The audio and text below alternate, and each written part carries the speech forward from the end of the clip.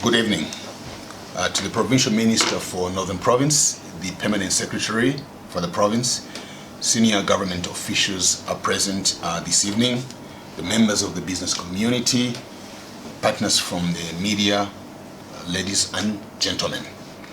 I am delighted to speak to you today at this 2021 National Budget Consultative Meeting. Through my ministry, the government has commenced preparations for the 2021 to 2023 medium-term expenditure framework and the 2021 national budget. This is being done alongside the current process of revising the 2020 revenue projections, which were severely negatively impacted by the effects of the COVID-19 pandemic. The pandemic has affected both the domestic and international economies, resulting in negative growth projections across the globe. The effects of the COVID-19 have indeed filtered through most economies by way of health shocks, domestic economic lockdowns, reduced exports, capital flow reversals, and lower commodity prices. As a consequence, many citizens have been impacted in various ways, resulting in an unforeseen scale of disruption on business and livelihoods countrywide. Clearly, the pandemic has regressed the economic development of individuals, the business community, and other stakeholders in the tax system. This needs to be addressed through an efficient budgetary preparatory process. As a way of addressing the effects of the pandemic, the government has implemented both health and socio-economic measures aimed at mitigating the unprecedented spread of the disease and its impact on the economy. Some of the measures that the government has implemented include the following. One, a 2.5 billion kwacha released to reduce arrears to domestic suppliers of goods and services. The funds have also been used to reduce outstanding dues to pensioners under the Public Service Pension Fund and retirees who are claimants under the Ministry of Justice. 240 million kwacha released to pay local contractors in the road subsector to ensure that Zambian contractors are now not pushed out of business. And lastly, the Bank of Zambia's 10 billion credit line aimed at easing liquidity challenges in affected commercial banks, if any, and revoking statutory instrument number 142 of 1996 for classification and provisioning of loans. Some tax measures under customs and excise, value-added tax and income tax have also been implemented, and these include, under the customs and excise, the following have been done. One, suspension of excise duty on imported ethanol for the use in alcohol-based sanitizers and other medicine-related activities through the implementation of statutory instrument number 41. 2, suspension of import duties on concentrates in the mining sector. And 3, suspension of export duty on precious metals and crocodile skins. In the area of value-added tax, the following have been done. 1, suspension of VAT on additional medical supplies in the period of the COVID-19 pandemic. And secondly, the implementation of statutory instrument number 36 of 2020, which removed provisions in statutory instrument number 90 regarding value-added tax, input tax claims on spare parts, lubricants, and stationery.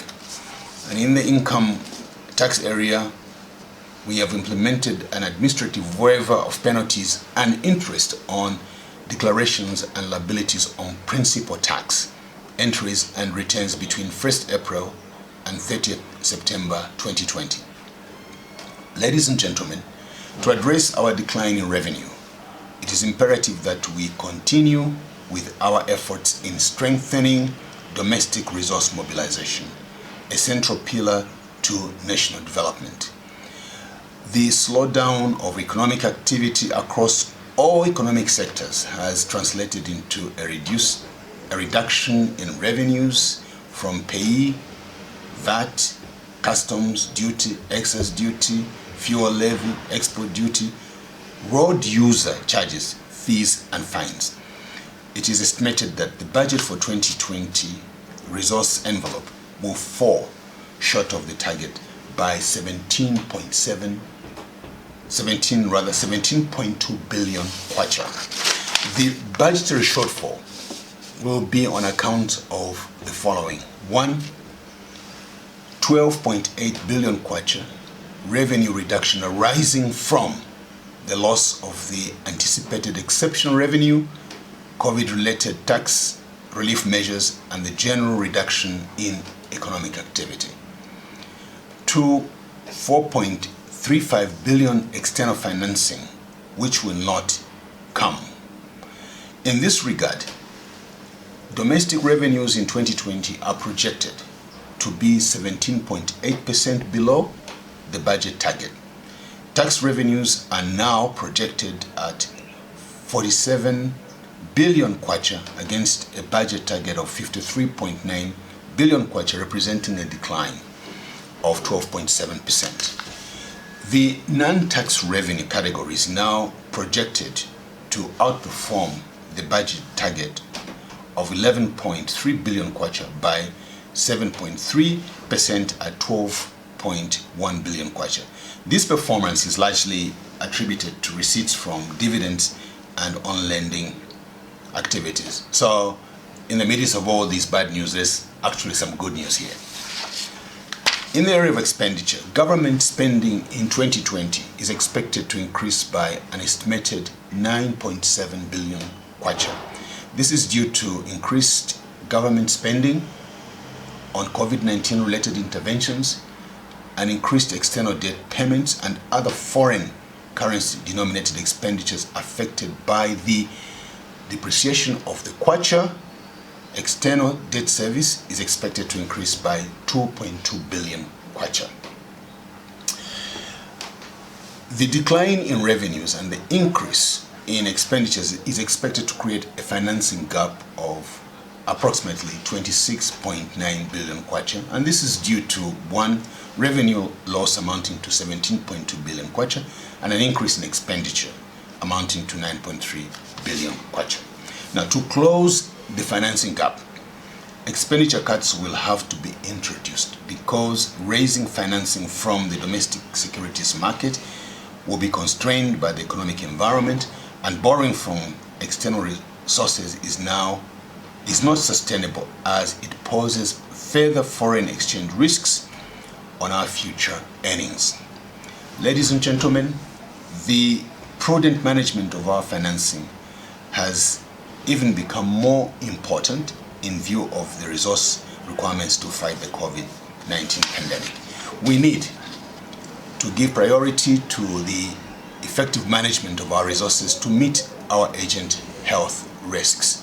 To this end, government has engaged the services of an internationally renowned financial institution to provide financial advisory services to the government in relation to the liability management of its debt portfolio. This exercise, once completed, should result in an amicable agreement with creditors and bondholders on the level of debt service payments in the medium term and provide government the necessary relief to address the immediate risks and challenges that it faces. In view of the fact that revenues have declined while expenditures have increased, we are in the process of revising the 2020 budget, for which I will be seeking approval from Parliament within the current sitting.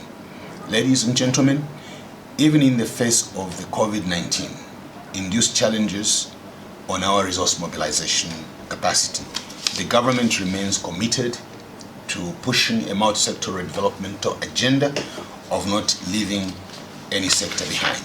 To achieve this goal, broad-based budgetary consultations are being undertaken across the country so that we can get input from all stakeholders.